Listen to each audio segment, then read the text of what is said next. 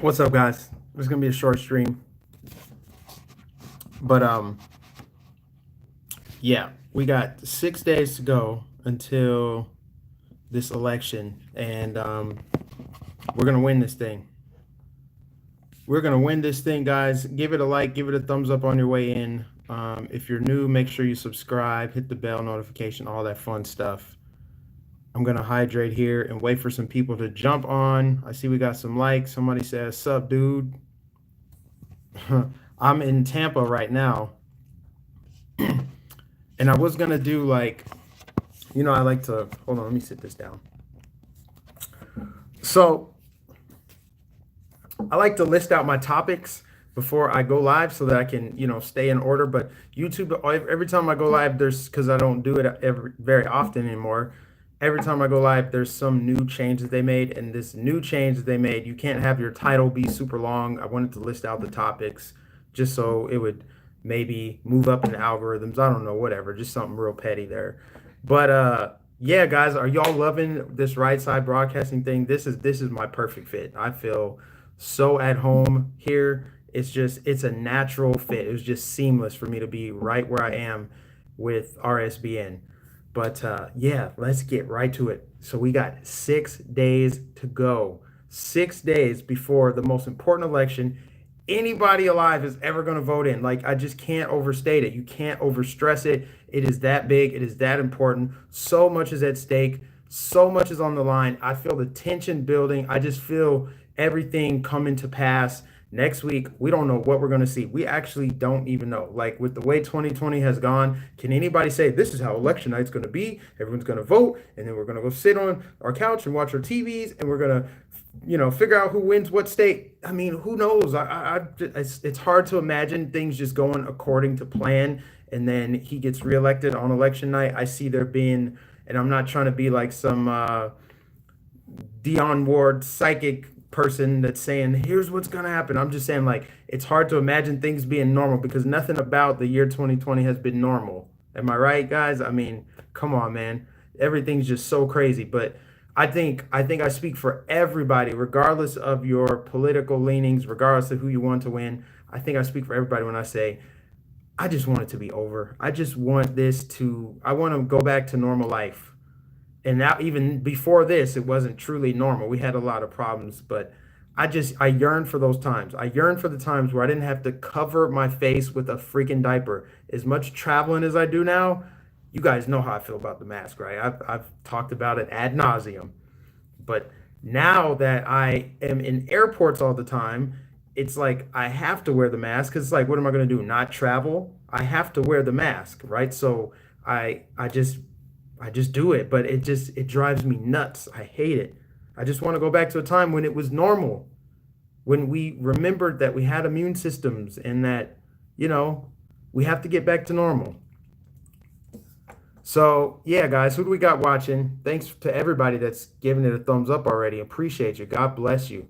Thanks to everybody that is supporting me over at RSBN. Thanks to everybody that has followed me from RSBN. So special thanks to the people who have been following me before RSBN, and then a special shout out to everybody who found me via RSBN. Thanks to everybody, man. We're going to win this thing together. We're in this together. We're not going to let these demons on the left, these people that insist on dividing the country, that insist on racial tension, insist on calling everything peaceful when they're really just destroying shit.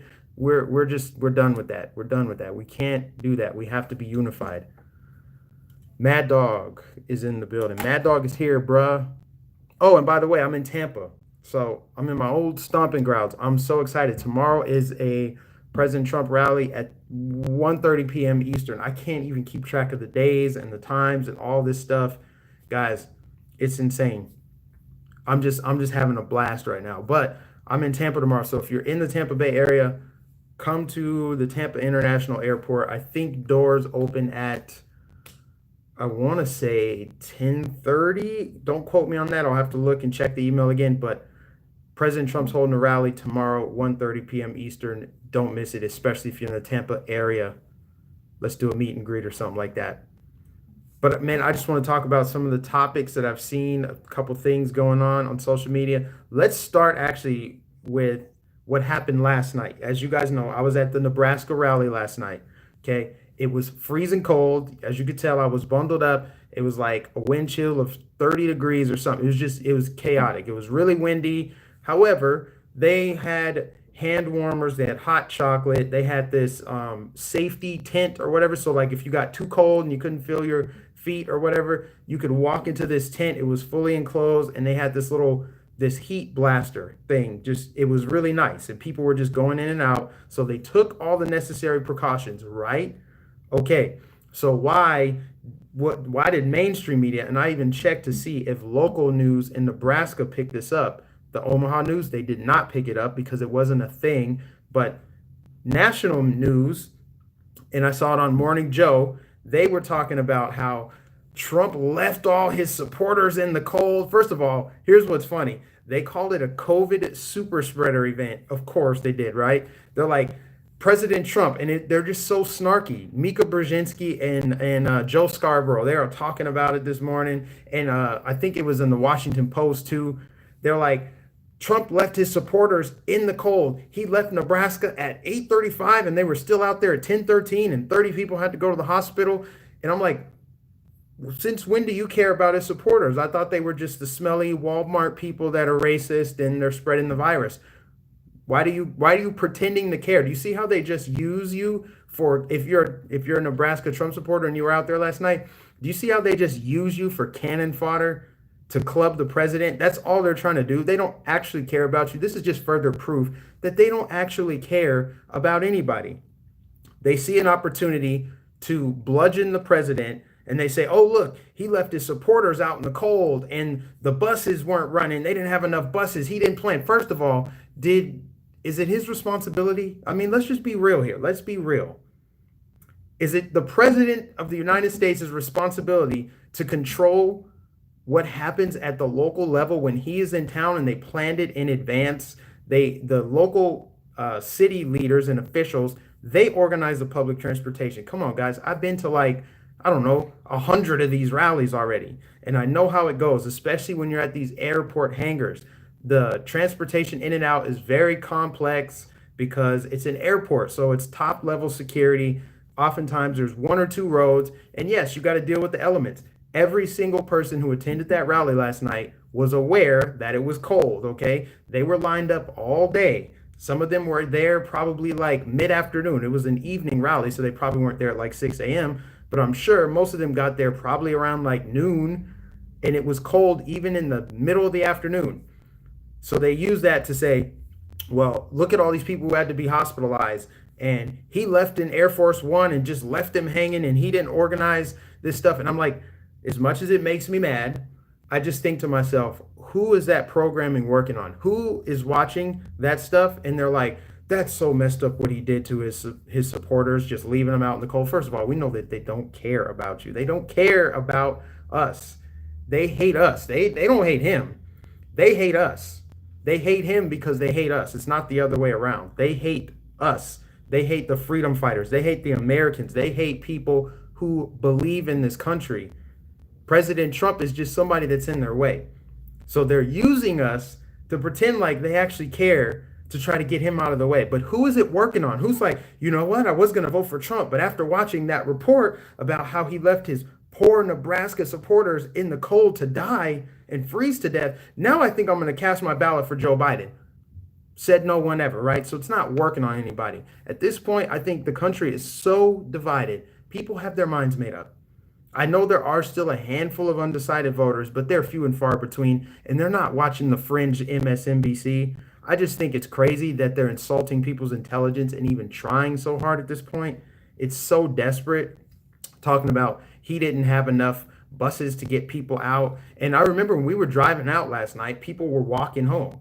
There's an area where you're supposed to stand for the buses or whatever. And, you know, it's cold, it's dark, people are crowded. There was probably 20,000 people there last night.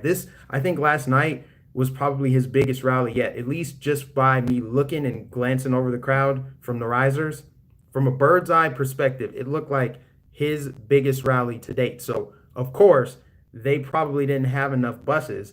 And then when you factor in the elements, people are not going to be able to wait and and be comfortable. So people started walking. It was chaotic. But for them to say that it was the president's fault, like, what's he supposed to do? All right, everyone, rallies over and hop on Air Force One, and I'm going to drop you all off at your houses individually. See, it just doesn't make sense. It doesn't make sense. But they use that to try to bash him and say that he left his supporters out in the cold. Like he just wants you to die. Like, come on, man. Who's buying it? Who is buying it anymore? Who there's got to be some people. The people that are buying it, they already agree. They already think the worst. They already think, oh, he just wants to kill people. He wants to take away everyone's health care. Really? He just wants everyone in the country to die? That's what he wants? Really? Come on, man. These people are nuts. So that was crazy last night. I couldn't believe that it was actually a thing. When I woke up this morning, I'm like, wait a minute. I saw people on the side of the road there. I know it was cold, right? But I mean, it is what it is. That happens at every single rally. If that were an outdoor concert, you would have the same issue where people getting frostbite or whatever. It's the same thing if it's hot. So tomorrow, for example, tomorrow, Tampa, it's going to be the opposite temperature. It's going to be like 90 degrees with the humidity. It feels like a freaking jungle out here. People always have heat strokes. People always pass out. You have to have EMTs on standby when you have seniors and young children and people with comorbidities and all that stuff there. But they still take the proper precautions. I hate that the media continues to lie and say, of course, they say, yeah, it's a COVID super spreader event. However, they take the necessary precautions. And I always highlight this on air. I say they temperature check everybody. They pass out hand sanitizer. They pass out masks.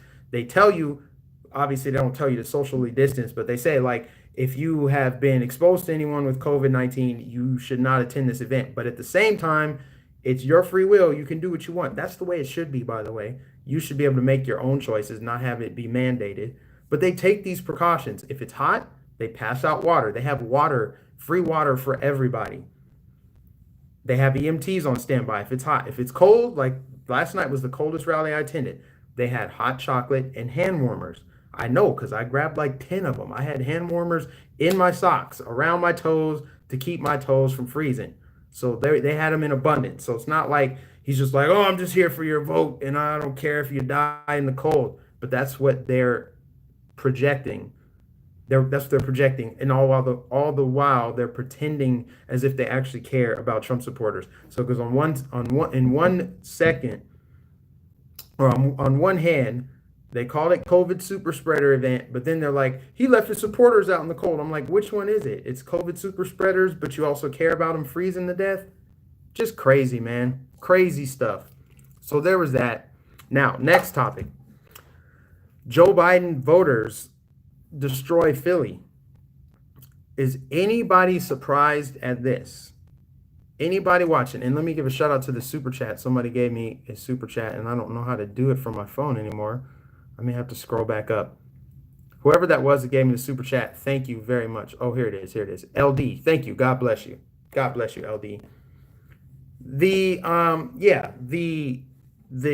Biden voters wreck Philly. And it's just like everything else we saw this summer. At this point, you've seen it so many times. It's like you're watching a movie over and over, and you know how the movie ends. Every single time there's an officer-involved shooting, it doesn't matter what the facts are. They do not care what the facts are. They're going to riot. They're going to destroy businesses. They're going to loot, and they're going to assault the police.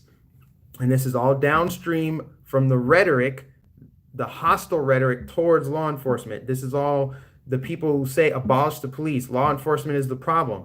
Well, you're emboldening people to walk towards the police with a knife. You're emboldening people to throw bricks at the police. 30 officers hurt, injured in these Philly riots, on top of a 56-year-old woman who got ran over.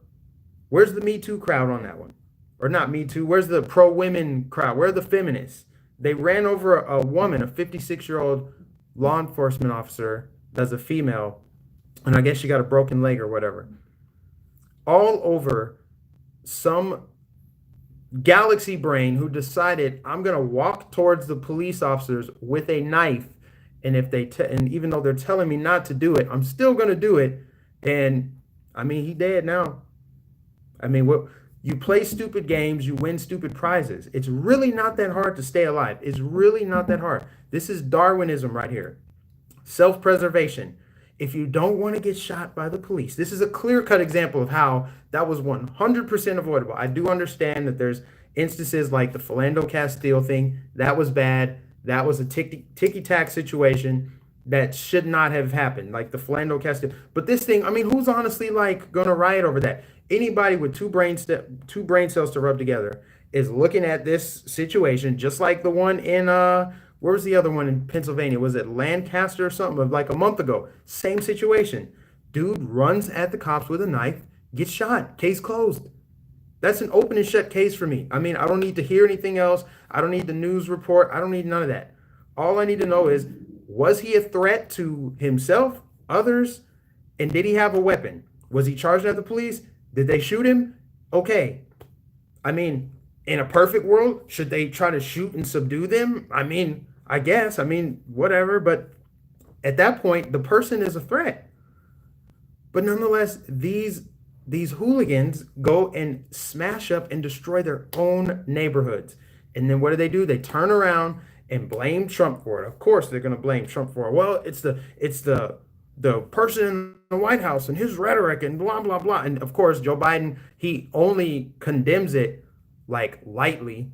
He did it today in his little presser. He's like, oh yeah, you know, violence is bad and it's wrong, but you do have a First Amendment right. See how they say you have a First Amendment right when it's their side? Like, oh, it's their First Amendment right. But we know that they're not exercising their First Amendment right. They're destroying businesses. They're burning buildings down. And this is nothing new. We've been seeing this all year long. Minneapolis, Chicago, Seattle, Portland, New York City, Louisville, Kentucky. They're destroying these cities, and nobody wants to live there anymore. I was just in Philadelphia like not even 2 days ago. First time there. God keeps me one step ahead of the drama. I swear. I got out of Minneapolis right before it went to hell. I was in Philly for the first time. I cruised around waiting on my cameraman to arrive. Man, if I was there the night that it happened or something, I think it was the very next day actually that it happened. But these cities, man, all this is doing is churning out more Trump voters.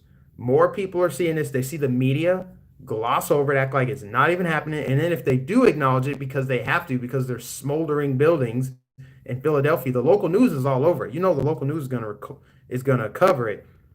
The local news is covering it, so national news, they have to pick it up. And they'll say, oh, it's mostly peaceful. Those bricks that were thrown were mostly peaceful. You know, they peacefully threw bricks at those officers, peacefully ran her over. Other than all of the looting and destruction of buildings and setting garbage cans on fire, it was mostly peaceful. Kind of like how, September 11th, those towers fell at like 9 in the morning, but otherwise the day was mostly peaceful. Come on, guys. September 11th was mostly peaceful. If the towers fell in the morning, the rest of the day was peaceful. That's what they're doing. That's gaslighting. That's them telling you, don't worry about this. This is fine. This is fine. That's how desperate they are. That's why I don't even trip anymore. It doesn't bother me because it is what it is. There are people who have already reached their threshold for this nonsense, and they're like, I'm just going to vote Trump. I mean, look at somebody like Tim Pool. Tim Pool is a liberal. He already endorsed Trump, voted for Trump, and he's like, look, man, he said he's not a fan of the guy, but he's like, look at what's happening on the left. They're driving the average person to President Trump, which is why I say he's going to win. That's why his rallies are growing. That's why people are wearing their MAGA gear everywhere. You got Los Angeles. You got thousands of people in these blue areas. You got blue states looking like swing states. You know how if you go to let's say you go to Tennessee or Arkansas or something, right? You go there, they don't really have Trump signs out because it's not a contested state. It's not a battleground state. So they don't need to have flag waves on street corners. It's just chill. It's like, this is Trump country. Everybody knows this. This is MAGA country, right? If you go to a blue area, usually it's like they don't have to have Joe Biden signs out or whatever because it's just like it's blue area. We're all on the same page. But now you got these states like California, like Washington State, like Oregon. They're having big, massive Trump rallies, flag waves, people out there with their American flag, people out there with their don't tread on me. Just big crowds of people pushing back against their system, their control structure that's in place, their government that's there, their local government that's driving them out with high taxes, turning a blind eye to rioters and looters. You're starting to see that in these blue states to make it appear as though it's a swing state. It's a contested state. That's why I say what's happening right now is unbelievable, unprecedented. I remember not even a year ago, people were afraid to wear their hats out. They were afraid of getting assaulted. They were afraid. Now you're seeing it's not happening nearly as much. In fact, you got way more people out there. More people now are bold. They're wearing their MAGA hats. They're wearing MAGA t-shirts. They got their signs in their yard. Because if you flood the street, okay, because we know they're going to cheat. We know that they're going to cheat. They're going to try to upend this election via voter fraud, which Project Veritas is exposing. I'll get to that in a second.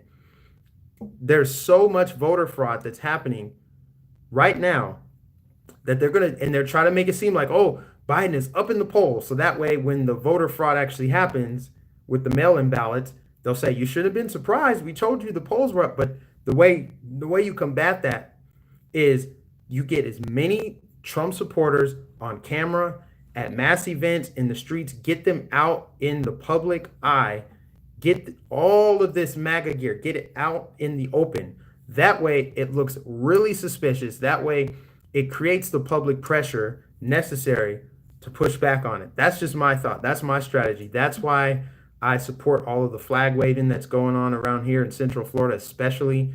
He's going to win Florida because of our efforts down here, because of people like Paint the Trump, because they're organizing all these flag waves, and they're getting like 300 people per week. When I first started going, it'd be like 20, 30, 40 people. Now they're filling up all four corners of an intersection. That's how you change things. You have to flood the streets with all these people who support the president. Then you can look at the people trying to rig the election and say, really? You're just gonna undermine the will of the people like that, huh? Look at all these people that support the president. Where are Joe Biden's voters? Where are they? We see them. We see a handful of them. They're showing up to see Barack Hussein Obama like 60 cars deep. That's it. The rest of them are just anarchists, and they're the ones burning down buildings and destroying property. That's what's happening. But the majority of Americans are supporting the president, and you can see them out in the streets. It's visible. It passes the eye test. You know what I'm saying? It's happening in Colorado too. Somebody just said Colorado here and voting in person. Colorado, my home state. I grew up there. I'm praying that President Trump makes at least one campaign stop there, even though it's not even supposed to be in play. I mean, neither were Michigan, Minnesota, Michigan, Wisconsin, and Pennsylvania. Those were not supposed to be in play. That was part of the Democrats' blue wall in 2016, and yet Trump knocked that blue wall down. So what states could flip next week that nobody's thinking about because of the George Floyd riots, because of the COVID shutdowns, because of the tyranny, because of the political establishment, because of the gaslighting from the media, because they're fed up, and because they see what President Trump was able to do with foreign policy, bringing troops home, signing peace treaties, low taxes, creating a pro-business environment, all these things that this president has done. And all of the world's worst people hate him, just so happen to hate him. I think that that's waking people up. So which states are primed to be flipped? And it's because of these riots like this, what's going on in Philly. That stuff is just going to turn Pennsylvania red. I mean, I'm all for it, but I don't want to see the rioting. I don't want to see the businesses destroyed, because oftentimes the people whose businesses are destroyed are immigrants. I mean, you're talking inner city people who moved over here to create a better life, start up a pizza shop or whatever, a bagel shop, and then it gets torched because of some idiot with a knife ran towards the cops, and they don't care about the facts that he was obviously deranged. They're like, I don't care. Let's go smash up the businesses. Let's go. Somebody was wheeling a washer down the street. They had a dolly and everything. So it's obviously orchestrated. You know what I'm saying? And it's like, people are catching on to this stuff, guys. They don't want any parts of it. Now, if you live in one of these cities, you just have to accept it. It's like boarding up your house for a storm. Like, oh, it's hurricane season. We better get the storm shutters out. Oh, it's season for looting and rioting because it's the summer and there's more thugs out in the street and whatever. Now, every single time there's a police altercation, it doesn't matter if the dude shot at the cops. They do not care. They disregard every single fact about it. They're going to come for your business. And it doesn't matter how hard you pander or virtue signal. You could put a Black Lives Matter sign up. You're still going to be a casualty. So what that's going to do is drive businesses out of the city, which takes away jobs, infrastructure, shopping. They always talk about food deserts in the city, right? Food deserts. Well, you know what exacerbates the problem of a food desert? When you have these thugs and these looters and these rioters destroying grocery stores in their own neighborhood. Now the old lady that's stuck in the hood, she can't walk to the grocery store. She can't do Uber Eats. She can't do it because it's moving away. It's getting burned down. And the businesses that are able to survive it somehow, they're probably like, gee, I don't know if I want to stay here because I mean there was a shooting and clearly the cop was justified. So, because of all this unrest and public pressure, they overcharged this police officer. He's going to beat the case in approximately 9 months, which means after I rebuild my business, the looters are just going to come destroy it again. So why don't I just cut my losses and forecast ahead? And I'm just going to move to Nashville, Tennessee, or I'm going to move to Florida. I'm going to move to some part of Georgia where they don't have this kind of nonsense because they have law and order structure in place. It's these left-wing cities up north, especially Philly, Chicago, New York City, Minneapolis, Detroit. Actually, Detroit has cracked down. Detroit's actually one of the cities that hasn't had any riots because the Detroit Police Department ain't playing up there. But the rest of the cities, man, they're letting all this stuff happen. They're telling the police, stand down, stand down. And what is that doing? I'll tell you what, if I were a business owner in one of these cities, I would be looking at the situation. Let's take Minneapolis. That's a prime example. Those dudes that were involved in the George Floyd situation, they're gonna probably be exonerated. They're probably gonna be acquitted. They're probably gonna walk free. That's probably what's gonna happen. I'm not saying it's right. I'm not saying I agree with it. I'm saying that's probably what's gonna happen. So what is Minneapolis gonna do? What are they gonna do? Let's say somebody lost their business to the first set of riots. What happens with the next wave after he's acquitted? Derek Chauvin, right? What are they going to do then? They're going to come right back for those same businesses. They're going to come back and wreak havoc through the whole city again. So if your business was rebuilt or your business somehow survived and it also happened to survive the COVID shutdowns and the draconian restrictions on your livelihood, you're probably feeling like I want to get out now. I don't want to even have to deal with it. I'm going to leave the city now. People are fleeing these cities now. I'm telling you, property value is going up in places like Florida. There's so much going on. You're seeing a shift of people leaving cities. People want nothing to do with the inner cities because the cities are terrible.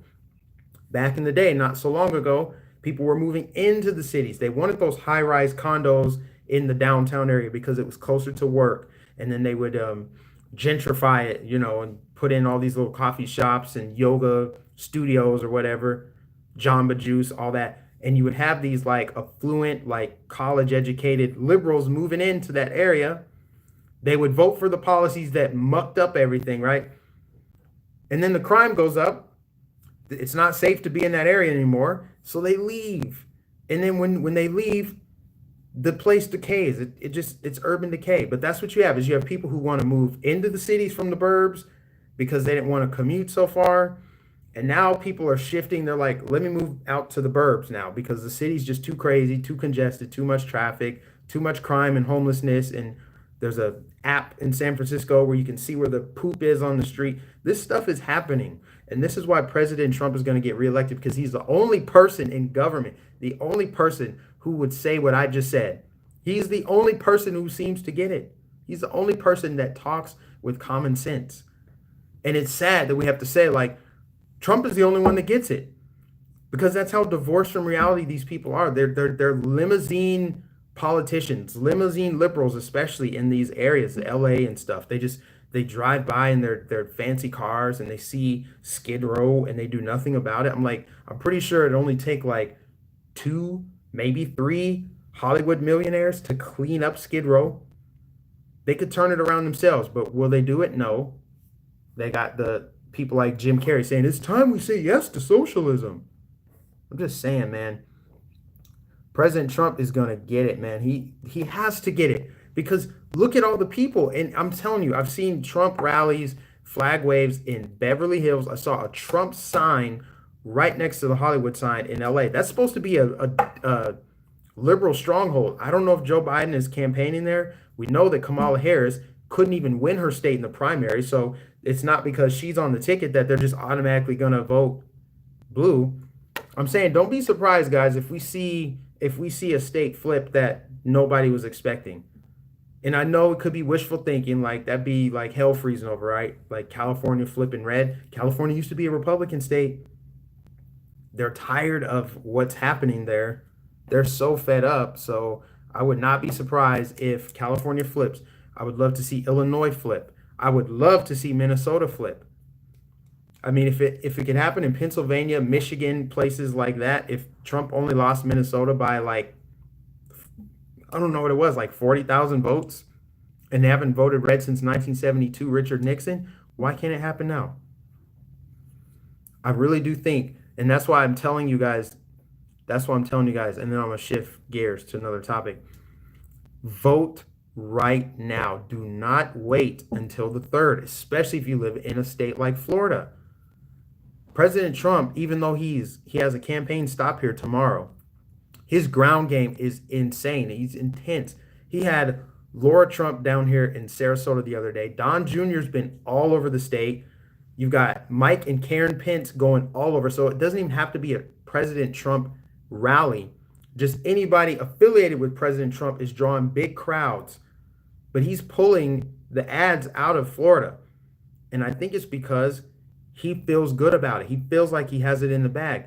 And oh, by the way, the Republican early in-person voting, which we have in this state, if your state has early in-person voting, do it. I get the whole vote by mail. I know Pennsylvania, if you vote early, it can only be by mail. But in Florida, you can vote in person. I did it last week. You should do it now. The reason why is because the early voting is what the Democrats count on. They count on people to vote early. But if Republicans are voting early too, that means it's closer on election day. And then you get a huge wave of people who vote in person because Republicans typically wait until election day, at least traditionally. I don't know if there's going to be a wrinkle this year just because it's been that kind of year. But vote right now, guys. Do not wait until Tuesday. Don't do it. Do it right now. Please. It is so important. You have to do it. Vote in person now, especially if you're in a swing state. I'm thinking like North Carolina, Michigan, even Minnesota, places like that. Red states, blue states especially, vote early. I would love to see that the margin is within error for President Trump in a state like California, a state like Colorado, a state like Minnesota, a state like Virginia. You got to vote early, man. But I get it also. Vote on election day. Yes, indeed. It looks like there's some drama going on in the chat here. I'm just going to bypass it. I don't want toxic vibes tonight. Some people saying some stuff in there. So the next topic is the Hunter Biden story. Okay, I'm already over this story, guys. Here's the reason why. It was dead on arrival to me. It was dead on arrival because when that big bombshell came out, guess what happened? Oh, whoever that was, if that's a troll, if I got moderators in here, ban them. Ban that person. Get them out of here. Especially if they're not contributing anything. Get them out. The Hunter Biden thing is dead on arrival. You know why it's dead on arrival? Because people didn't pick it up. Like Fox News picked it up, Breitbart picked it up, all the people we expected to pick it up, picked it up. Yes, I see you, Henry the Patriot. I see you. Those news networks and media outlets, they picked it up. But the left-wing media, they did not pick it up. Nobody questioned Joe Biden. Is Joe Biden being investigated? No. He's proceeding as normal. He calls a lid. The media is trying to carry him over the finish line. So as far as I'm concerned, that bombshell just kind of was a whiff. I mean, it's good to get that information out, but if it didn't move the needle, if it didn't change anything, I'm assuming it did change some things. Like some people who are maybe on the fence are probably like, I don't know. But by the time it came out, there was already early voting for at least a week, if not 2 weeks. A lot of people were voting already, so they already cast their vote for Joe Biden. That'd be the only reason not to vote early, is because you never know what kind of October surprise there's going to be. But because early voting was up this year, so many people already voted, they don't care. And the rest of the people, they still don't care. They misdirect in the media. The media doesn't pick it up. The only way for something to actually get done is via public pressure. You would have to have enough people who didn't know about this, who didn't suspect any corruption from the Biden family, to be outraged enough to demand an investigation. But did that happen? No, that didn't happen. We're still waiting for the New York Post to get let back in their Twitter account. It's been like 2 weeks. See what I mean? So that whole thing, like, I know Tucker had an interview with the whistleblower and all that. I'm like, okay, cool, great. Is anything going to happen? Is Joe Biden going to get investigated? Is Hunter Biden going to get arrested? No. We're still waiting on Hillary to get arrested, right? I'm just saying, it's dead on arrival is a nothing burger. It's not a nothing burger in the sense that it's nothing, but it's not doing anything. It's done nothing. The media has not picked it up. They don't care. In fact, they're talking about Trump's offshore account. They're talking about Trump with he left his supporters in Nebraska. He wants them to freeze, and he laughed at them from the airplane. That's what they're talking about. That's what they care about. That's what they want you to care about. So it's honestly, it's just discouraging. And I don't want to take anything away from the New York Post or any of these actual real journalists that are trying to get to the bottom of corruption. They actually want to see a better world. They're trying to dig the problems up by the root. I mean, props to James O'Keefe. I mean, that dude's out there just every day. There's a new Project Veritas video, and it's great. I love it, but I don't get excited anymore because I'm like, is it really going to make a difference? I mean, how much has come out just this year alone? How much information has come out about human traffickers, about their ties to Hollywood, the Steele dossier? All these things have come out. Has anybody been arrested? Everybody's all excited, like William Barr, the Durham report. I'm like, they're still walking free. They have more freedom than we do. Most of us have to put on face masks, and we're shut down. We can't go to school and work. I'm saying the world's worst people are walking the streets, and they have more freedom than you do. And it doesn't matter how many Project Veritas videos come out. It doesn't matter who goes on record to tie Hunter Biden and Joe Biden to their corrupt business dealings overseas. It doesn't matter. They're going to investigate the president with no evidence. And meanwhile, you got evidence of Joe Biden with corruption, and there's no investigation. They just keep trafficking in lies. They keep misdirecting. They'll accuse President Trump of exactly the thing Joe Biden did. Oh, he called the troops losers and stuckers. Then a video surfaces of Joe Biden saying, clap for that, you stupid bastards, disparaging the military. Actually on camera. Did anybody care? I posted it on my Instagram. And it's like, man, it doesn't matter what you put out there. These people don't care. They don't care if it's on camera, if they release the body cam footage, you see the dude running at the police, and it's a totally justified shooting. They don't care. They're going to destroy their city. They don't care that there's Joe Biden on camera saying that they're not going to get the $1 billion of the money if they don't fire the prosecutor. They don't care. They don't care about the Hunter Biden stuff. They do not care. They do not value the truth. That's why I've said 1,000,000 times, the truth is a value. You have to value the truth. You have to want to know what is real in order for something to actually happen, in order to make change. You have to want to know. You have to cast your feelings aside. People don't care about facts. They care about their feelings. They care about how it makes them feel. They care about their own storyline. They care about satisfying their worldview. And that's just it. So that's where we are. That's where we are. We are deeply entrenched in spiritual warfare. This is it, guys. We're in the battle of our lives right now. Because if that man gets elected next week, Joe Biden, if he gets elected, kiss this country goodbye. They will not let another outsider again, ever get in a position of power. Because chances are, if Biden somehow pulls this off and gets elected, I think you will see a down ballot effect. All we can hope for is the Republicans to hold the Senate. We have this the SCOTUS, the Supreme Court, but that won't matter if they stack the court. But if you have a Republican-controlled Senate, that is going to be a check and balance on the White House. I mean, it'd be in a perfect world, of course, we would win the White House, we would flip the House, we would hold the Senate and pick up seats in the Senate. It's going to be hard to get all of those things done, because the other thing is we get President Trump reelected, and this is not as likely of a scenario because usually whoever you vote for the presidency, it has the down ballot effect, right? But I suppose it's possible that the president does get reelected, but they take the Senate. Democrats take the Senate. Well, that's a problem too, because then they have enough votes to impeach him for jaywalking when he was 15. Oh, he smoked a cigarette under 18. Impeach. That's all they need. And then they can still do their bidding. They can still do whatever it is they want to do. That's less likely to happen because if he gets reelected, chances are he will get reelected, guys. He will. I'm just throwing out all these other scenarios of what we need to think about. He will get reelected, but I mean, it should have the down ballot effect. But I cannot stress the importance enough of you have to vote in your local elections. Vote for your congressmen, vote for your senators, vote for your governors. Like we did in Florida, we voted for our governor, Ron DeSantis, and because of that reason, we're not having any funny business down here, and therefore the president has already pulled his ads because he's going to win Florida. He is going to win this state. This state will carry him to re-election.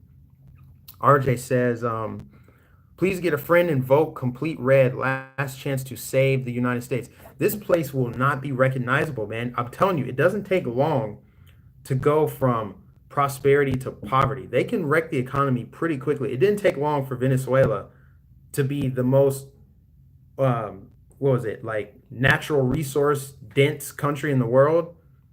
They had the largest oil reserves in the world. They had a bunch of stuff. And look at Venezuela. They're killing cows with rocks so they can eat. They're eating out of garbage cans and stuff. You're already starting to see some of this stuff happen, like in states like California, where they have medieval diseases coming back in. They don't collect the garbage. When garbage piles up, it's a matter of time before you have disease because rats, fleas, boom, there you go. Typhus, tuberculosis, mumps, who knows? Medieval diseases come back. That is a telltale sign of a failing government when you can't even do the simple things like cleaning the streets, getting the garbage up.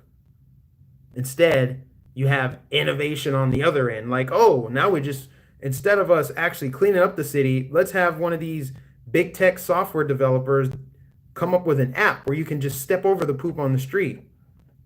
What a world. Big Red Wave says Mad Dog 113656. I appreciate all of you guys paying attention. Stephanie said, dude, the political scenario is terrifying enough, even with Trump being successfully elected. Here's my thing on all of this, though, because I'm not really here to spread fear. I'm here to tell you the real deal. Put it in God's hands. It's in God's hands. God over everything. God has a plan. God doesn't make mistakes. The right thing will happen. The right thing always happens. Even if it seems like the wrong thing at the beginning, down the road, you'll see, actually, that had to happen. I had to be here to be here. I mean, I have a testimony to that. I've had so many things that went wrong in my life, but then when I look back on them now, I'm like, actually, I had to go through it to get to it. I had to be there to be here. I could not be where I am now if I didn't go through that and gain that experience and wisdom. That's how it works. Honestly, you have to have faith. God is always with us, but we got to just continue to stay vigilant, hold the line, get everybody to vote for President Trump. They have to do it. We have to do it. There's no other option. If this country falls, where will people who are in less fortunate situations go to? All these virtue signalers out here like, oh, we hate Trump, we hate him. They think that by voting President Trump out of office, that saves America. No, that doesn't save America. That actually destroys America. He's the only person that has maintained this country. If Hillary were in there, she was going to do us in. Obama threw her the alley-oop. She was about to slam dunk this country down the drain.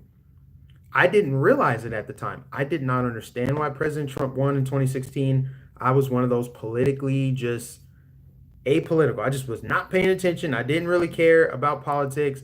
And next thing I know, this man got elected and I was shaken awake. My eyes were open and I was looking at everything, and everything just started to make sense slowly but surely. And it got to the point where I realized, wow, we were so close to losing our country. We were so close to losing our country. So this is a battle of people who think that the way to save the country and make things better is by removing the president from the White House. And then there's people who say, no, in order to save America and make things better, or at least put ourselves on the pathway to making things better, is to keep him there. That's what it is. That's what it is. It's the people who hate him and they think they want the country to be better. So they agree that they want the country to be better. But they think that what it takes is removing the president from the White House. They're either misinformed or uninformed, because there's no way. And I don't say that from a bias like, oh, it's my side versus their side. I'm saying, like, you want to replace Donald Trump with a 47-year politician who's like corrupt, like actually literally corrupt, like they could make a movie off of the Biden family. This is like Narcos. This is like Tony Montana. This is crazy type corruption. So you mean to tell me you would rather have that, even though your taxes will go up, your jobs will go overseas, your general like way of life would be decimated under this man? Like, that's what I'm saying. Misinformed and then the uninformed. People that are just now waking up. Oh, let me listen to an NPR podcast and then I'll decide who to vote for. Or let me just do surface level research. I'm not going to even look at the campaign website. I'm not going to look into anything. I'm just going to trust a few opinions. I'm going to read a Yahoo News article. I'm going to listen to an NPR podcast. And then I'm going to watch Lester Holt or whoever. And I'm just going to think that that's enough versatility of information for me to go in and cast a ballot. That's what I'm saying. There's a lot of people who they think that they're doing their due diligence, but they're not. Because if they were, they would probably vote for President Trump. I mean, none of his policies are radical. Like, basically everything he's proposed to do, or everything he has done, has been proposed by one, if not both parties before. Whether it's building a wall, moving the whatchamacallit to Jerusalem, the embassy to Jerusalem, ending wars, fair trade agreements, all these things, cutting taxes for the middle class. How many presidents said, oh, your taxes will not go up? George Bush, your taxes will not go up. Bill Clinton said the same thing. And yet both of these parties have sold the country out. So it's not like he's a radical person. It's just these people the people on both parties have been frauds for so many years. Somebody said, Jesus is coming, and boy, is he pissed. No, Jesus is love, man. Jesus is love. But I tell you what, God does not like ugly. God does not like what's happening, what these people are trying to do. When I say these people, I'm not referring to everyone on the left. I hate that I have to like clarify that each time. It should be obvious. Like, if the shoe fits, wear it. When I say the left, I don't mean every person who's on the left. I know plenty of liberals and people on the left who are actually going to vote for Trump. And I know plenty of good people who are not going to vote for Trump, but it's not because they have Trump derangement syndrome. So you got to know the difference. They're not the ones that are screaming at the sky and stuff like that. Karen E says, hi, Mike. Hi, everyone. Sleepy Joe has Alzheimer's and should not be running.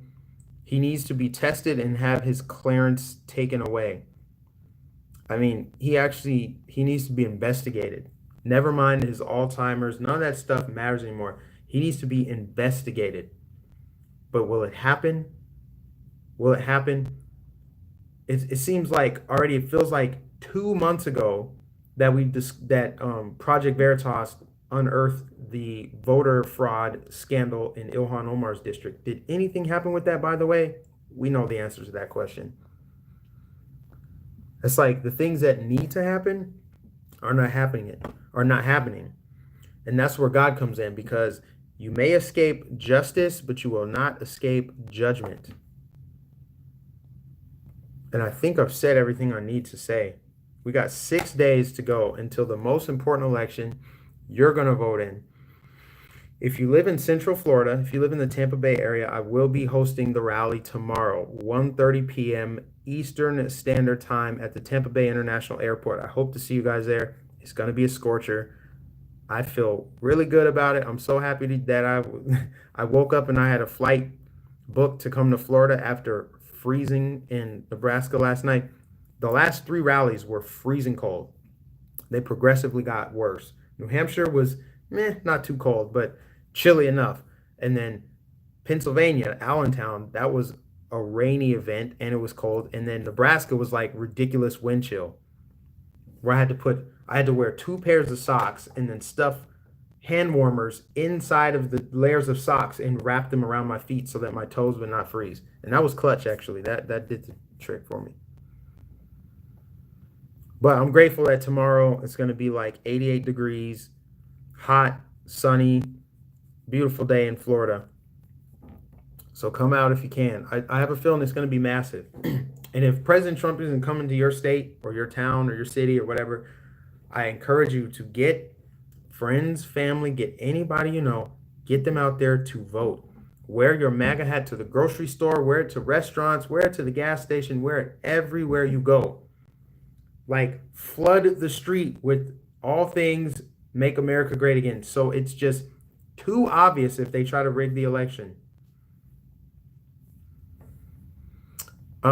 Somebody said, "Hi, Mike. This is Eric that we met at Walter Reed." I think I maybe remember you. I'm pretty sure I met you across the street. You've been a follower for years or something like that. It would be great if I could actually remember everybody I've met, but I've met like so many more people since I joined RSBN. And President Trump did retweet us today because we showed the crowd. We're the only network that's going to show you the crowd. We're showing you the crowd as these crowds are growing. Think about this. Tomorrow, he's holding a rally. He's been holding rallies in like medium-sized cities, but oftentimes it's like rural areas, like really small towns where you have to fly into a big city and then drive like 2 hours to get to. He's holding one in Tampa Bay.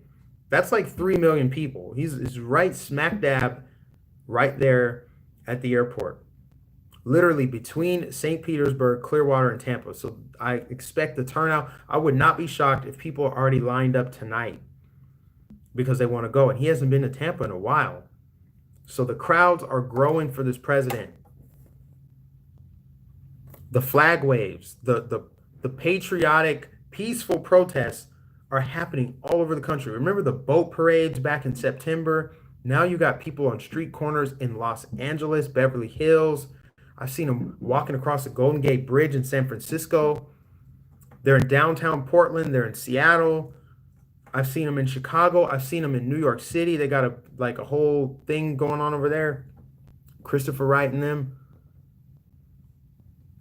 We're going to turn this country around. We're not going to let these tyrants and dictators destroy this country. No, not going to happen. My grandchildren's grandchildren better have at least as much freedom as I have right now. That's the only way. That's it. That's it. I'm not going to let this happen, and neither should you. My entire way of life is under attack. They're threatening my way of life with their agenda.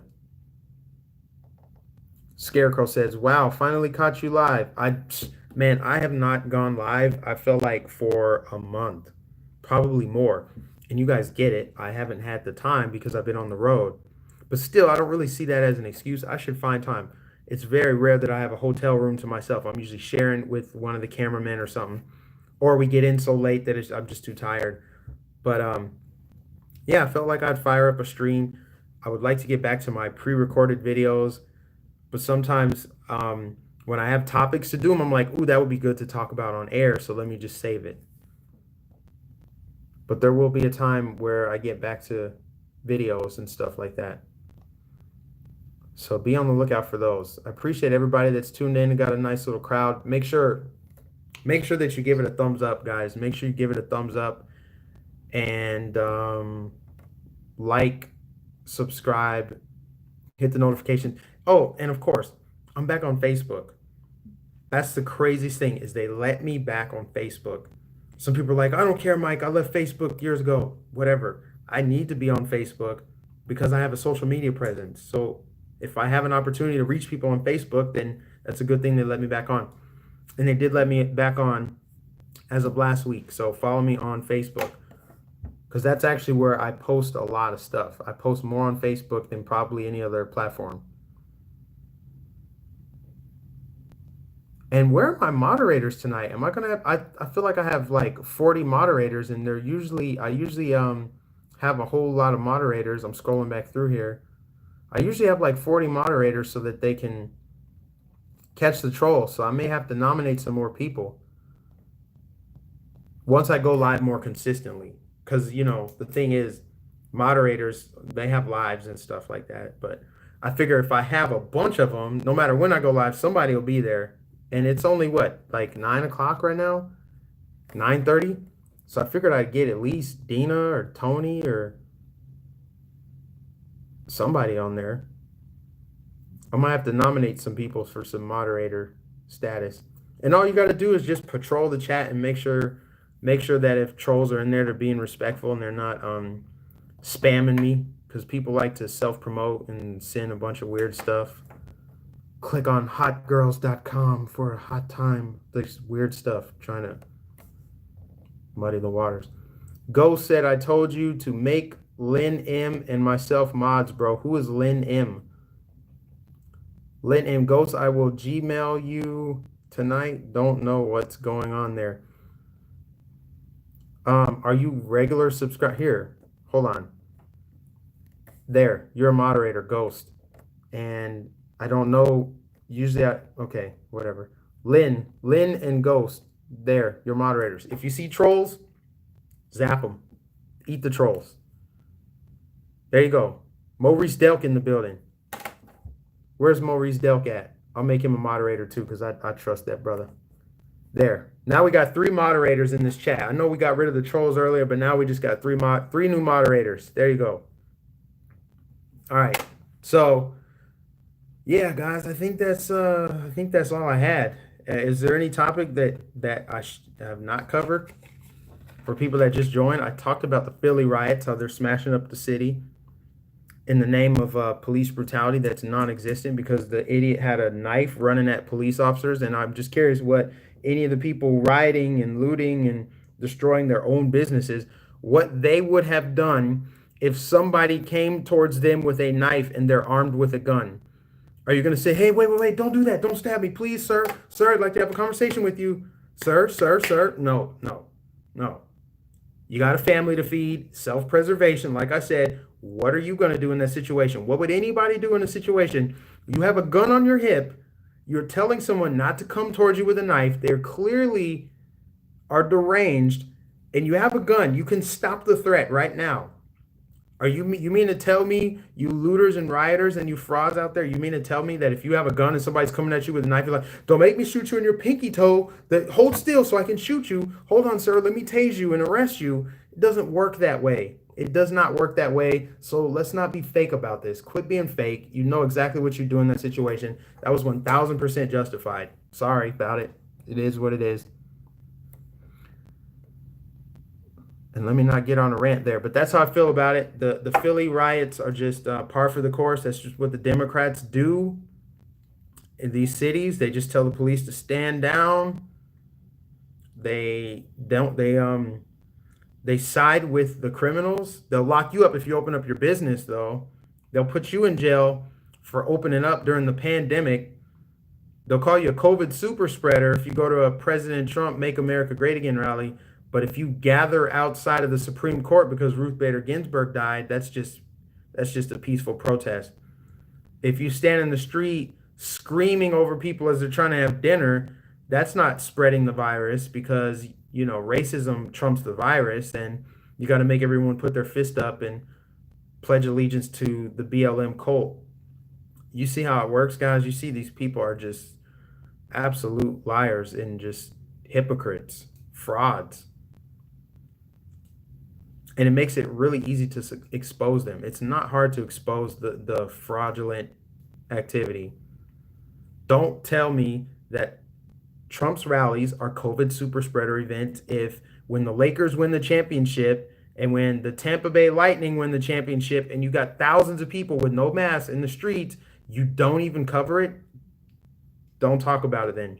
If you can't talk about all of it, don't talk about any of it. Leave it alone, or you're going to get called out. It's that simple. I can't read your name, but someone said, Mike makes me feel young again. You make me feel so young. Scarecrow says Joe Biden promotes paranoia. Yeah, he fearmongers, just like his buddy Barack Hussein Obama. And it's so easy, guys. It's so easy to point out their hypocrisy. It's so easy to point out that they do not care about what they claim to care about. They want these people, right? Obama, he had a rally yesterday in Orlando at Camping World Stadium, but it was a car rally. So 60 some cars pull up in this parking lot to hear this man speak. Okay, Mr. Climate Change. It's Florida. It's about 90 degrees. So I'm willing to bet that those cars didn't shut off their engines while they were listening to you speak. They probably had the engines running, sitting there idle, pumping all this exhaust into the atmosphere so they can have their AC going. That's not good for the environment. I'm just saying. Mr. I built a house, or I got a house in Martha's Vineyard. I'm just saying, man, it's so easy to poke holes in these hypocrites' arguments. These people are such frauds. They are absolute frauds. They don't care about the environment. They don't care about race.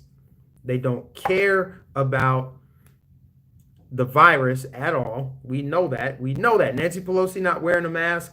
You caught Leslie Stahl without a mask. You caught Fauci at a baseball game without a mask. Fauci said masks don't work. Fauci said goggles. You need to have goggles, but you don't see him wearing goggles.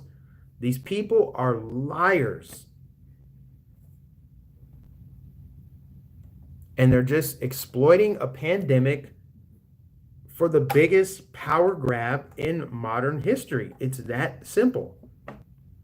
I can't believe that I know people who are carrying water for the CDC, for the World Health Organization. Whenever I post anything, they're like, no, here's why. It's just a little bit of freedom that you have to give up just so we can be safe. Who cares if you have to go in through one door at Walmart and stuff? I'm like, none of this is backed by science. That's all I'm saying. None of it is backed by any science. It's not backed by science. The virus does not spread at a beach. You are not going to spread the virus to yourself if you don't wear a mask in your car. There is no science behind Best Buy closing at 6 p.m. All Best Buys close at 6 p.m., at least in Florida. Why? The virus spreads at 6 p.m. at Best Buy. Walmart spreads at 8 p.m. Walgreens 10 p.m. In certain restaurants, you have to go through the drive-thru. Man, I'm telling you, man, there's no science behind it. And I love that President Trump finally is saying, we have to get back to normal. Isn't that music to your ears? Somebody gets it. Somebody's like, we have to learn to live with this virus just like we learned to live with the flu. We've already defeated this virus. He's correct in saying that. We have defeated the virus. The reason why we collectively as human beings have defeated the virus is because it has not wiped out our entire population. In fact, 99.99% of us survive the virus. So therefore, human beings have defeated the virus. That is a fact. That is true. So what are we supposed to do? Spend the rest of our lives wearing masks and being germaphobes? Every time I get on a plane, they're handing me the stupid little alcohol swabs, and then I get in there, and people are just wiping everything down. I'm like, did you ever do that before? You're creating such a sterile environment that your immune system isn't actually even fighting anything off. You're actually doing more damage to your immune system. I'm not even gonna lie to you guys. I was fighting a cold not even like 2 days ago. And I think it had more to do, and yes, it was a cold. I did look at the symptoms and I compared them to COVID, and I just know myself. I know my body. I haven't had a cold in like 2 years. It was a mild cold. I start feeling symptoms, whatever, whatever. But I looked, and I think the reason why I started getting sick is because I've been traveling from the Sun Belt to the Rust Belt, and you have such a sharp contrast in temperatures now. Yesterday, it was like 30 degrees. And now, today, when I landed in Tampa, it was like 91 with the humidity. So I think traveling back and forth, not getting enough sleep, not drinking enough water got me sick. But what did I do? I went to Walgreens. I got some echinacea. I got some elderberry. I got some zinc. I got some emergency. And I got a big thing of water, like 2 of these to just chug. And then I got some sleep. And boom, cold is gone. We learn to live with these viruses. We build our immune system. We improvise, we adapt, we overcome. That's how it works. I'm so tired of this COVID narrative. I'm so sick of them telling me about the numbers. Yes, it's sad. Yes, it's unfortunate. One person dying is too much. But does that mean we lock down forever? And if we're going to just lock down, what is the expiration date? Nobody has been able to tell me. How long are we supposed to be locked down for? What is the actual plan to getting back to normal? Will people be able to go to concerts again and go on cruise ships and have weddings and graduation ceremonies?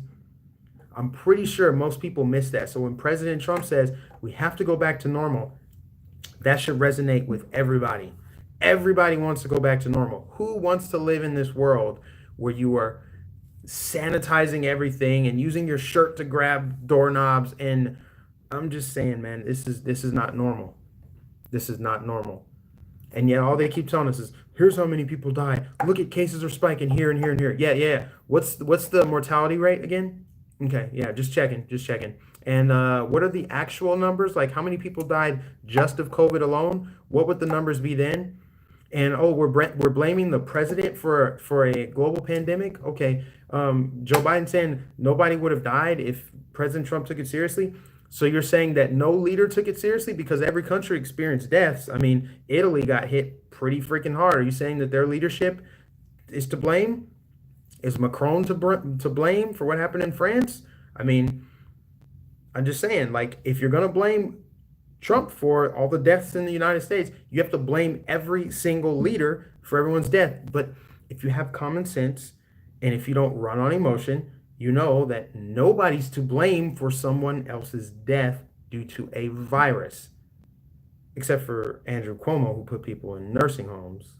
That was just kind of sinister, but that's neither here nor there. They should have done what Sweden did, herd immunity. Amen to that.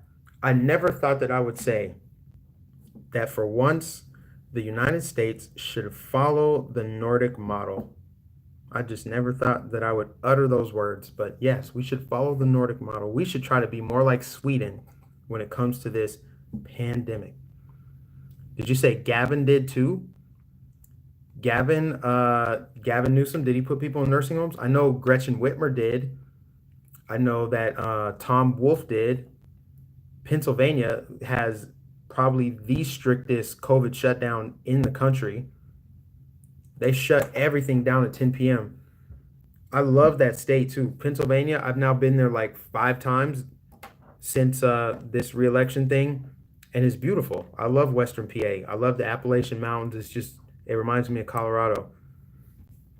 But I also dread going there because if we're having a late rally, we can't get food afterwards because everything shuts down at 10 because the virus spreads in Pennsylvania at 10 p.m. Again, no science to back it up. If anything, you need to keep stuff open longer. So that way, when it's less busy, people can go in and thoroughly clean. People can socially distance because there's less people at the store. Common sense stuff. Common sense. As much as I hate Walmart, I mean, I do miss it being 24 hours. I miss the convenience of like, dang, I need some random thing at 1 in the morning when I'm traveling or something. I can go get it. We have to get back to normal. We have to learn to live with this virus. And we need to be honest about the people that are providing us the information that are trying to keep us safe. For all my friends out there that think that no, Fauci cares about us, the news, they care, the government just really wants to protect us. If they want to protect us, they should tell us how to build our immune systems. I just told you how I beat a cold because I caught it at the onset. I caught it and I knew exactly what to do, and I know how to keep my immune system in peak shape. I do it every single time. That's why when I do get a cold, it does not last for longer than 3 days. If my cold symptoms linger beyond 3 days, it's a very serious cold, or I didn't do enough, or I didn't get enough sleep. There's something that is there. There's some other factor. I can tell you how to beat a cold right now. You don't need any prescription drugs. I'm telling you, keep your immune system in peak. You don't hear this stuff. Fauci isn't telling you this. Fauci's not telling you how to protect yourself. He's saying cover up, go inside, wear the mask. We need a mask mandate. And that's another thing. If Biden gets elected, he's going to override state laws.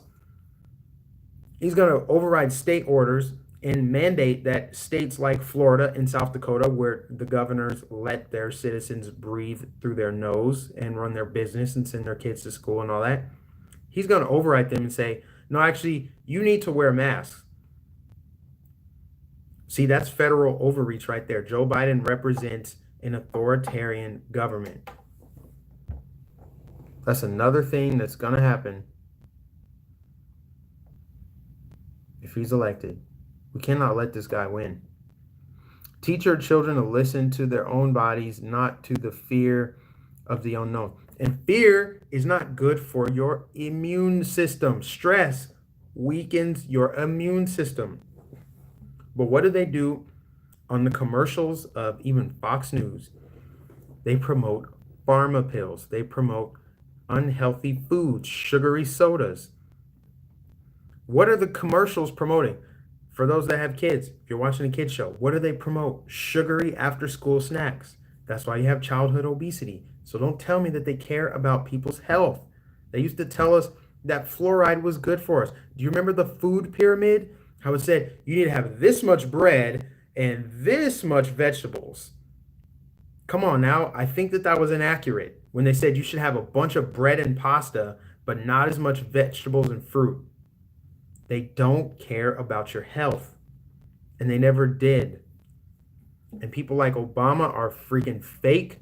It's rules for thee, not for me. If climate change is a big deal, then every single person who believes in it should sell their car right now. Oh, you're not going to do that? You're not going to do that? That's what I thought. You don't think it's that real. If it's that so much of an existential threat, then sell everything, shrink your carbon footprint yesterday. Why haven't you done it already? You just want to wag your finger in somebody else's face and claim the moral high ground while you hypocrites pollute up everything. The biggest carbon footprints come from the people screaming through a megaphone that climate change is real, trust the science. Okay, why don't you shrink your carbon footprint first? Starts in the mirror.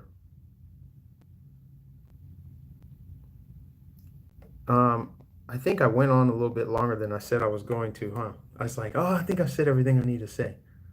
And I probably should, even though I'm not really tired, I probably should get ready for tomorrow's event because I think we may have to be there early. And also, I don't know when my cameraman's going to be here.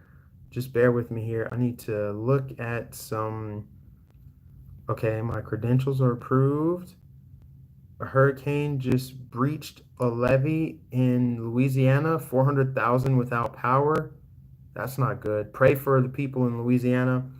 I kind of had a feeling that this hurricane would be, even though it's not, it's only like what, a cat 1 or 2. So was Hurricane Katrina, honestly, when it made landfall. I just kind of had a feeling that this hurricane might be a little more devastating than we expected to be. Because, I mean, you kind of, honestly, if we're being honest, you get desensitized to hearing about hurricanes because there's been so many, even this year, that it kind of fell off my radar until today. But now I'm wondering what kind of implications this will have on the election. Of course, I'm praying for everybody down in that region. My mom lives down there. But other than that, I wonder how this will affect the election, the aftermath of it. I mean, obviously, guys, this hurricane is Trump's fault. Trump is Trump sent now 5 hurricanes to the state of Louisiana, so they're going to criticize his response to it. It's already his fault that he hasn't responded to the hurricane in a presidential way. That's already, even though the hurricane is still barreling down, they're already upset that he hasn't responded to it. I mean, let's just call it what it is. Ghost said Elijah Schaefer was attacked and beaten yesterday in Philadelphia. Riots at a Five and Below store. I mean, I don't doubt it. I mean, that dude goes into hostile environments, and it's journalists like him and Andy Ngo that they're brave. They're brave. They're actually doing the work of what we thought the establishment media was supposed to do, but that's fine. We don't want them anymore. I like the new age media. I like journalists that are willing to get beat over the head to get the story so that you and I can know what's actually happening on the ground. What am I looking at here?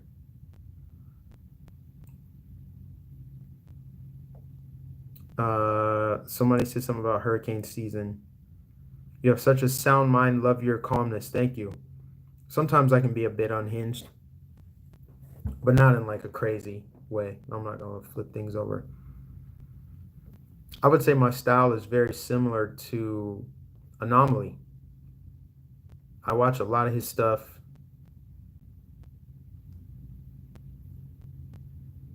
Trump is not the hurricane meister, though. I think Trump wants to nuke hurricanes. Remember that? Trump wants to nuke hurricanes. Newsom related to Pelosi? Yeah. Gavin Newsom is Nancy Pelosi's nephew. Go look at California. It's been controlled by 4 families for 80 years. Go look. The Newsoms, the Gettys, the Pelosis, and the Browns. 4 families have controlled the levers of power in California for the last 80 plus years. Look it up. Makes sense why it's so far left and so corrupt, right? It's a petri dish for all these little communist experiments. Paul Pelosi Jr. is a Hunter Biden 2.0. I don't doubt it. But see, here's the thing. I don't even care about it. I don't care what Paul Pelosi's doing. Is he going to go to jail? Probably not. What is William Barr doing again? I'm just saying.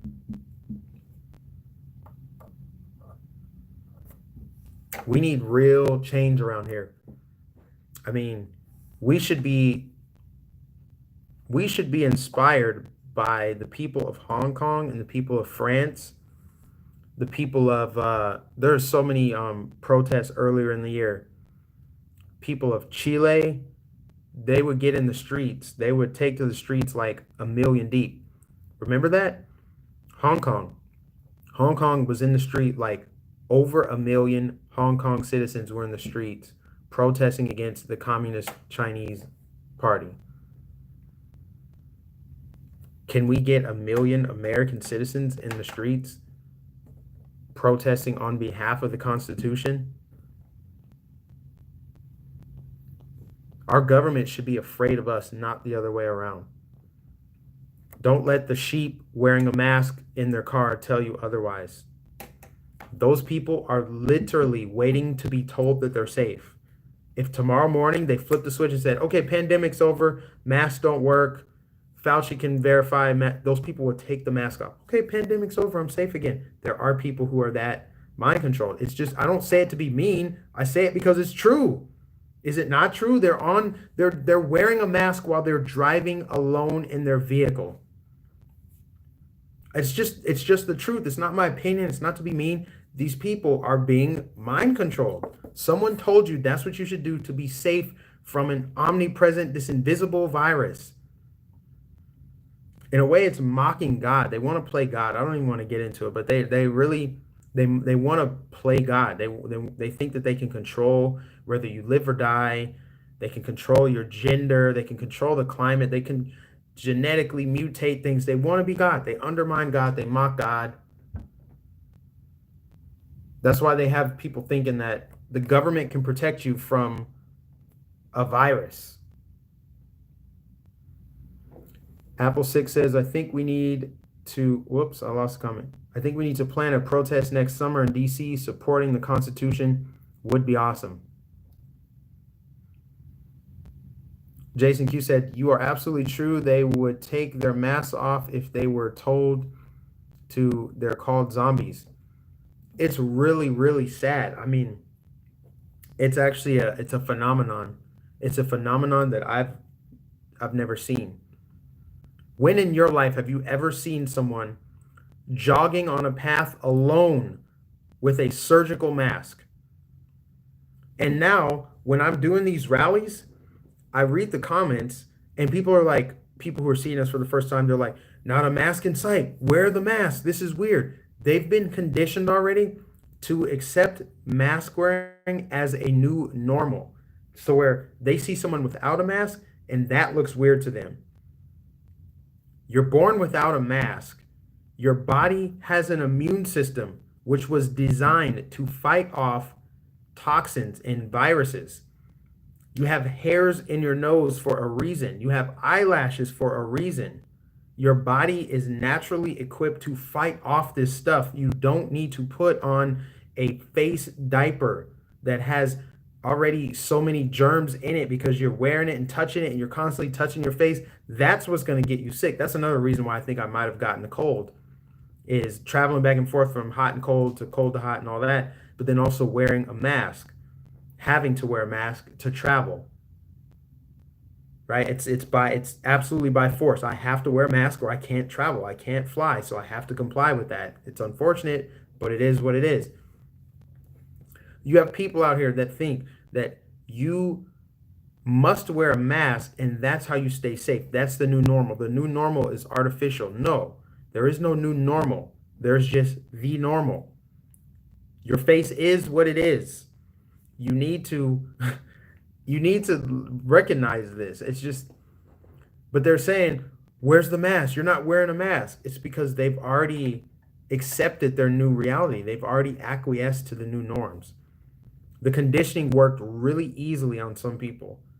They will turn on the TV tonight, and if there's a new narrative, if there's a new virus, they will instantly believe it, and they'll start rushing to the store, and they will just completely melt down. They'll just surrender everything. I talked about it on air yesterday, the irrational fear. If you have irrational fear, you're more likely to make a decision you wouldn't make otherwise. I gave the analogy, I don't know where I came up with this, was like, if you're getting chased by a bear and a stranger says, get in my car, while a bear's chasing you, you're going to get in a stranger's car.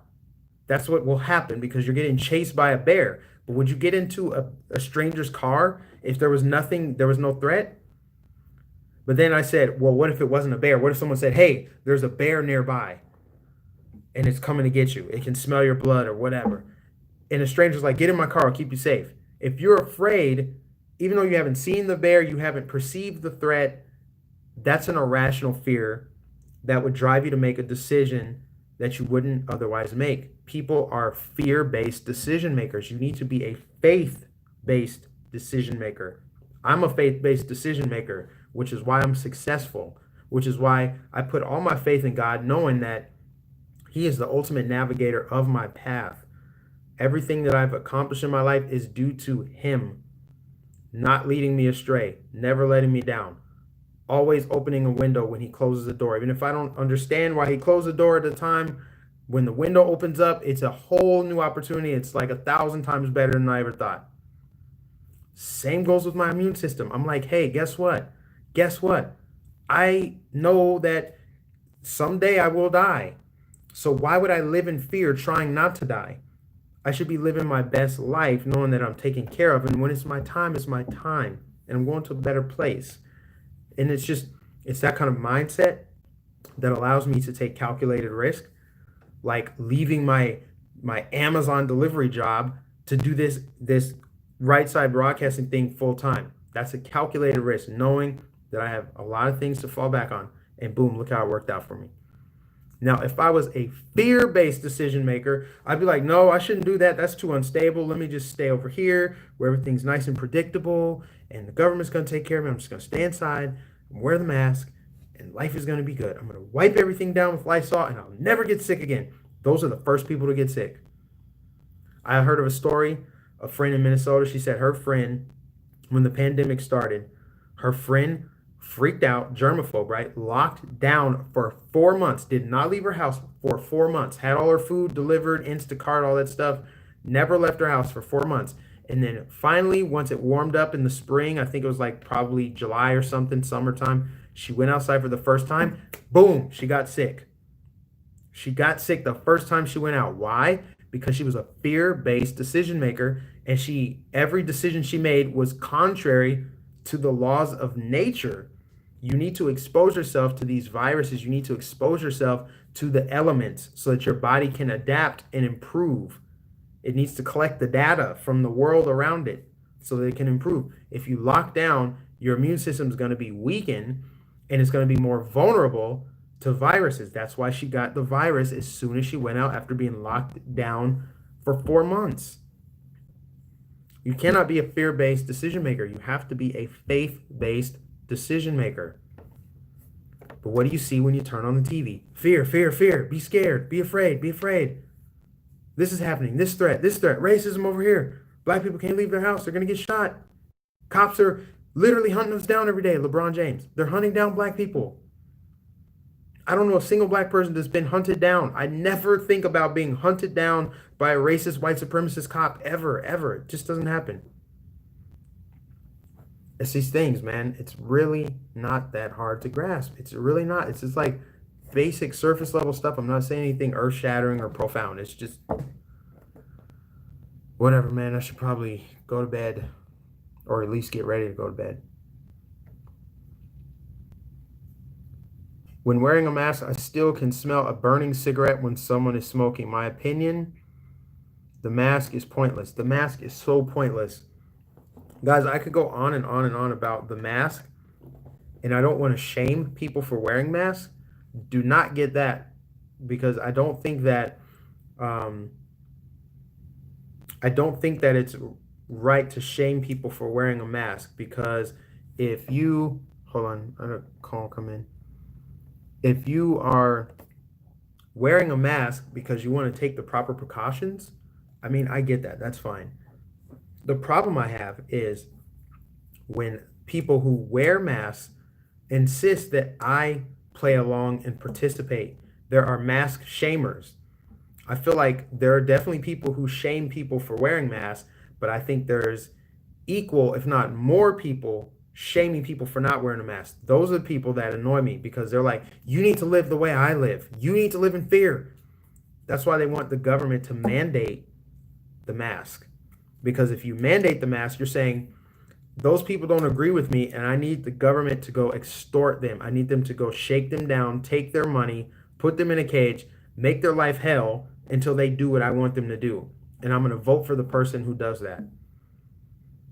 That's the only difference between President Trump and Joe Biden when it comes to the mask. President Trump's like, no, I'm going to let the states and the counties, I'm going to let them handle it so they can tailor make their solution and response based on what makes sense for their rural or urban or suburban or whatever population.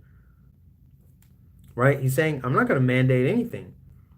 Joe Biden would mandate it, but you're going to have people like me that are not going to follow it because it's not constitutional and it goes against my body, my choice, right?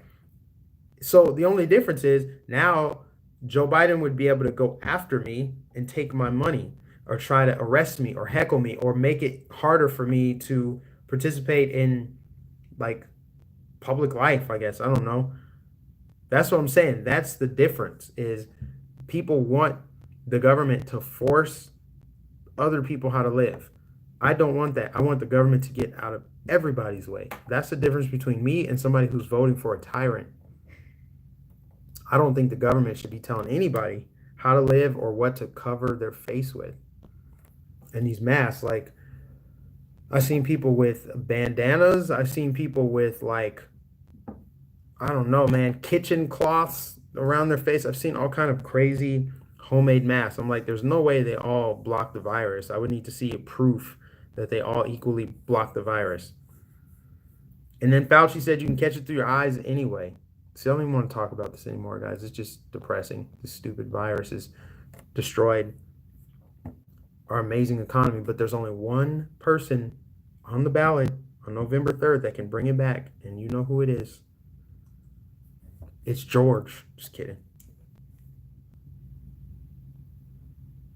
Anyways, guys, seriously, I am wrapping up. I got to go to bed. I got to get some things done here. But I appreciate everybody that has tuned in, everybody that watched me, everybody that supports this movement, everybody that follows me on Right Side Broadcasting. Make sure that you follow me on all the social medias out there. I'm on Twitter. I'm on Facebook. I'm on Instagram. I'm on Parler. I'm on BitChute. I have a backup YouTube channel in case this one kicks the bucket or YouTube, force closes it for me committing too many thought crimes. But God bless you. If you're in Tampa Bay, I better see you tomorrow. Tampa International Airport. President Trump's Make America Great Again rally. Doors open at, I believe, 10:30 a.m. You'll have to look it up. Don't quote me. I can't research it for you. But God bless you guys. Have a good night. I will catch you in the next stream.